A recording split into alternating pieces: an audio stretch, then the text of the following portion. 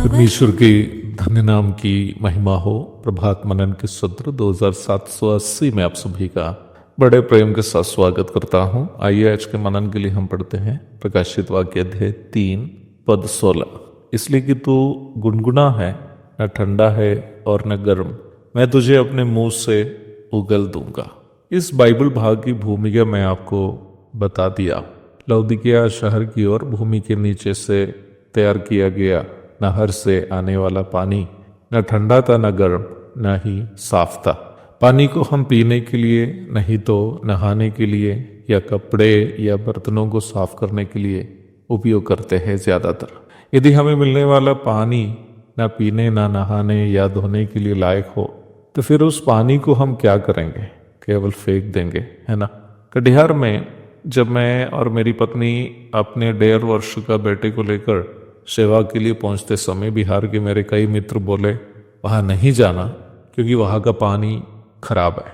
हम लोग प्रथम 4 साल जिस घर में रहे, वहाँ का पानी को हम एशियन पेंट्स कहते थे, क्योंकि चापाकल का जो पानी है वो जहाँ गिरता है वहाँ का रंग लाल हो जाता था। 10 साल जिस घर में रहे, वहाँ का पानी पीने के बाद पेट जाम हो जाता था। कपड़े धोने से 3 महीने के अंदर नए नए कपड़े 10 साल पुराने जैसे हो जाते थे। वास्तव में बिहार की समस्या ये नहीं है कि यहाँ पानी की कमी होती है, यह पानी ज़रूरत से ज़्यादा उपलब्ध है, परंतु मुख्य समस्या यह है कि ज़्यादातर जगहों में पानी उपयोग करने लायक नहीं है। वर्तमान संसार में कलीसिया की भी हाल यही है। कहने के लिए वर्तमान में संसार के सबसे बड़ा धर्म क्रिश्चियनिटी है, मसीहत है। खुद को मसीह कहने वालों की संख्या बहुत है, परंतु मसीह का स्वभाव दिखाने वालों की संख्या बहुत कम है। कुछ साल के पूर्व जब मैं झारखंड में सेवा के लिए गया, वहाँ के एक मसीह विश्वासी मुझसे हंसते हुए इस प्रकार कहा, ब्रदर, यहाँ गिरजाघर का मतलब गिर जाने वालों का घर है। उनका मतलब था कि पीकर गिर जाने वालों का घर। चर्च में जाने वालों में कई लोग शराब पीने वाले हैं। एक बार असम के गोहपुर से अरुणाचल के ईटानगर की ओर मैं अन्य कुछ सुसमाचार प्रचारकों के साथ और भाइयों के साथ यात्रा कर रहा था। मेरे मित्र की गाड़ी उस समय मैं ही चला रहा था। अगले दिन सुबह चीन के बॉर्डर तवांग की ओर हमें यात्रा करने का होने के कारण थोड़ा सा रफ्तार से मैं गाड़ी चला रहा था। रोड भी लगभग खाली था।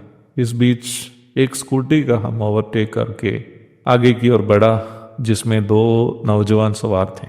ओवरटेक करते समय हॉर्न भी बजाया था। कुछ दूरी पार होने के बाद पहाड़ी क्षेत्र जैसे शुरू हो रहा था। गाड़ी को जब धीमी कर दी गई तो इन दोनों नौजवान गाड़ी के सामने आकर अपनी स्कूटी खड़ी कर दी।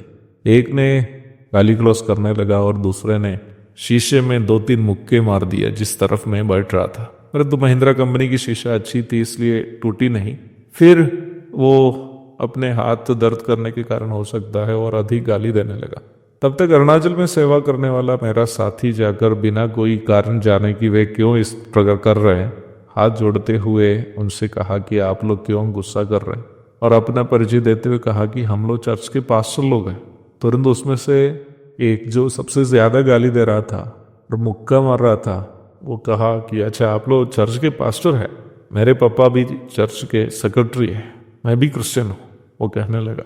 संसार में मसीहत की हाल अभी लगभग यही है। लेकिन प्रभु ये नहीं चाहता कि मसीह लोग एक कपटता का जीवन बिताए। यदि हम मसीही हैं तो मसीह का स्वभाव हमें दिखना चाहिए, अन्यथा प्रभु कहता है कि मैं तुझे अपने मुंह से उगल दूंगा। अर्थात हम एक ऐसी स्थिति में पहुंच जाऊंगा कि हम ना अपने लिए ना दूसरों के लिए लाभकारी होगा। हमारा जीवन एक बेकार, एक श्रापित जीवन बन जाएगा जो केवल बदबू निकालता हो। मेरे प्यारों, सावधान रहने की आवश्यकता है। एक और शुभ दिन की धन्य कामनाओं के साथ आज को मनन में यहाँ समाप्त करता हूँ। प्रभु आप सबको आशीष दे। आमीन।